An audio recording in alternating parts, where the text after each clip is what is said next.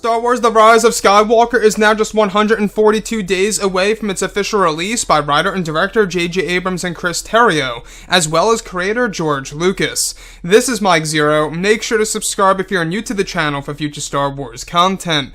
Now, what's really exciting about Episode 9 is that we do know that this film is going to have a lot of revelations that will lead to saga-wide implications in this story that's really going to change how we view both The Last Jedi and The Force Awakens and the entire Skywalker saga.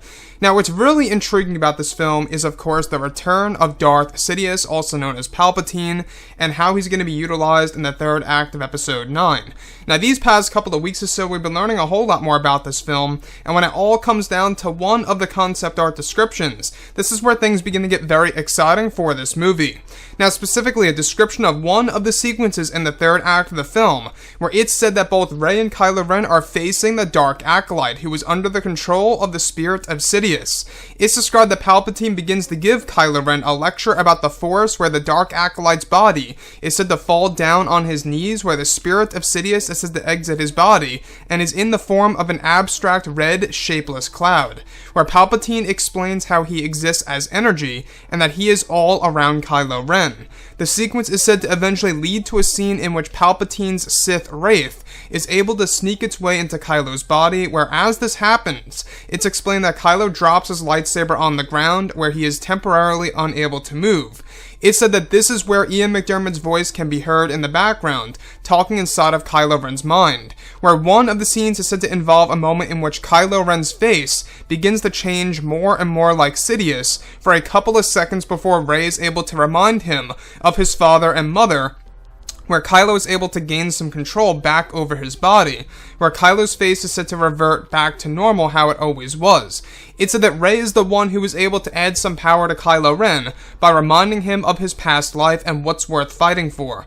So let's go over a couple of parts about this. Now, this is a sequence based in the third act of the film between Rey, Kylo, the Dark Acolyte, and the Sith Wraith of Darth Sidious. So, what's really intriguing about Episode 9 is that we do know that this film is going to really add in a different level of mythology to the Star Wars franchise that fans have never seen before on the big screen. And a big part of that has all to do with the afterlife when it comes to the Sith themselves. And this all has to do with Palpatine. Now, what I really am very interested about here is there's a moment in which Palpatine exits the Dark Acolyte's body, where he's actually said to go on his knees. As Palpatine's spirit exits that body, it's said that he's in the shape of just an abstract cloud. Now, that cloud is actually said to be colored red and is said to be the Sith Wraith of Palpatine, where Palpatine goes on to give Kylo Ren a lecture that he exists primarily as energy and lives all around Kylo Ren at this point in time. He is everywhere. So, that's a very interesting part because eventually he sneaks his way into Kylo's body, where as he goes into Kylo's body, Kylo is unable to move. Almost as if it's a force freeze type of thing going on here, where his face begins to change and shifts more and more into the look of Darth Sidious. So it's almost like you could imagine Kylo's face aging or something around those lines, I would like to think about.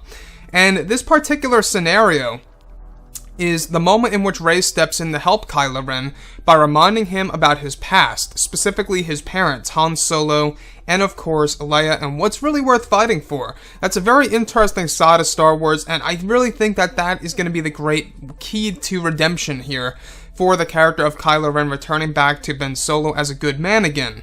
And like I've always said before in the past, you know, when we look at all the Star Wars films, George Lucas and his input into the Star Wars franchise, it's always about redemption, it's always about family, and all of those different types of lessons that are involved with family and redemption.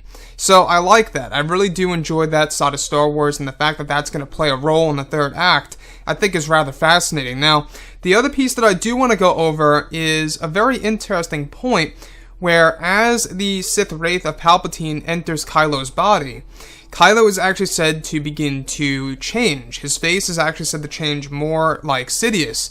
Now, that would tell us that this energy is so dark that it literally is able to change an actual person's body. And that's exactly why we have the Dark Acolyte in Episode 9 and how it's going to change from the figure, or the facial structure, I should say, of Matt Smith, to where it's going to ultimately change to the more Ian McDiarmid type of design once he's in the body for a good amount of time.